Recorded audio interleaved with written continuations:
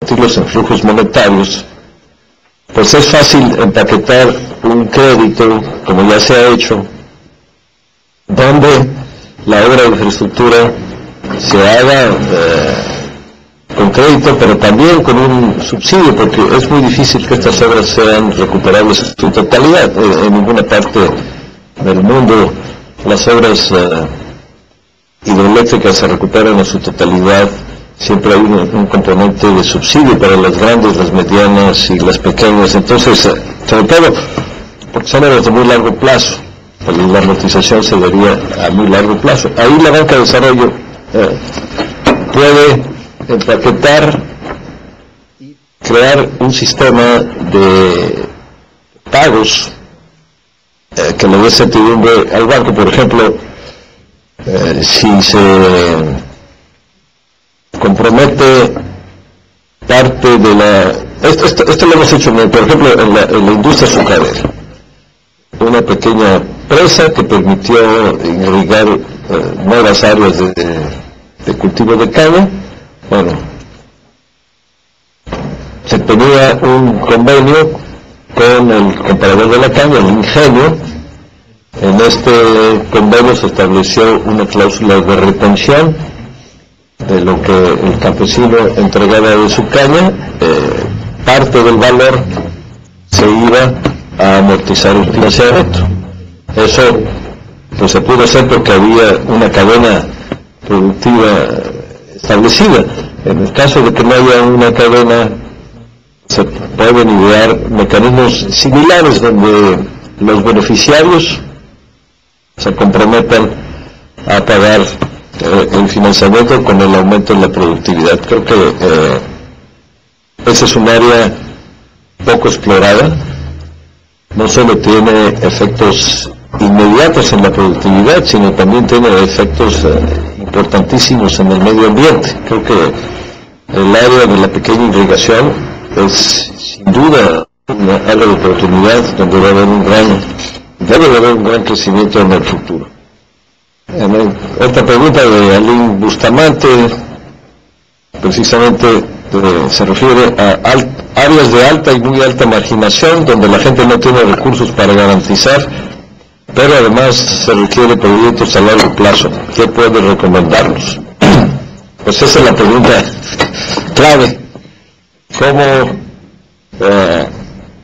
hacemos que estos pequeños productores marginados tengan acceso al crédito formal, sobre todo al crédito de largo plazo? Esta es una tarea que tiene que partir desde la organización, la transmisión de conocimiento para que mejore su productividad.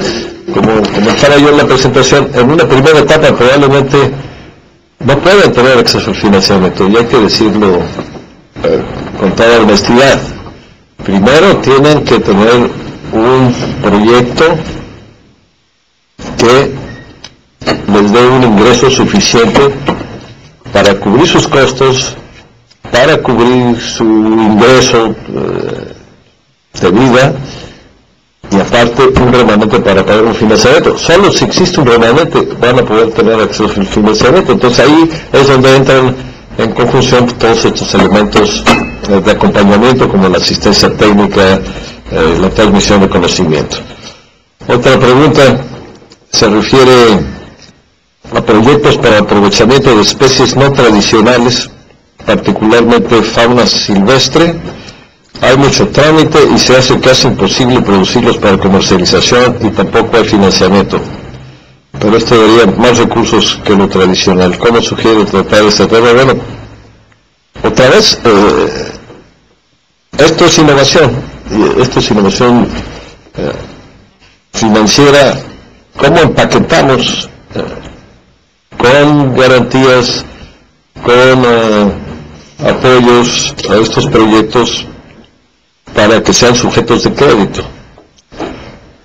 La recomendación, primero, yo diría que debemos llevar el proyecto, escalarlo a una etapa comercial, que haya experiencia por parte de los productores, Y esta es la experiencia que los bancos ponderan a la hora de otorgar un financiamiento. La primera regla de otorgamiento de crédito, se habla de las 4 Cs. La primera C es el conocimiento del cliente. Y ese cliente pues debe de conocer el negocio en el que se está metiendo. Y la única manera de que el banco sepa que el cliente conoce el negocio es porque ya ese negocio está en operación. No porque a alguien se le ocurre explotar una especie no tradicional, como la pregunta, porque le dijeron que era buen negocio, pues no va a haber ningún banco que le entre a financiar eso. Primero, tiene que ponerlo en práctica, decir, bueno, ya estoy explotando tal especie, ya tengo un mercado, y entonces sí, acercarse al banco para tener todos estos apoyos que hemos comentado esta mañana. Otra pregunta: ¿en qué áreas estratégicas para Latinoamérica tiene interés el capital de riesgo? Bueno, pues yo diría que en todo lo que tiene que ver con aumentos de productividad,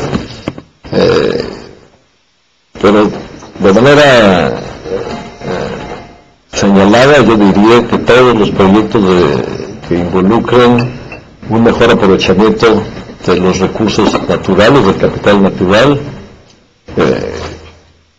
la generación de energía renovable en pequeños proyectos como estas hidroeléctricas que mencionamos hace rato,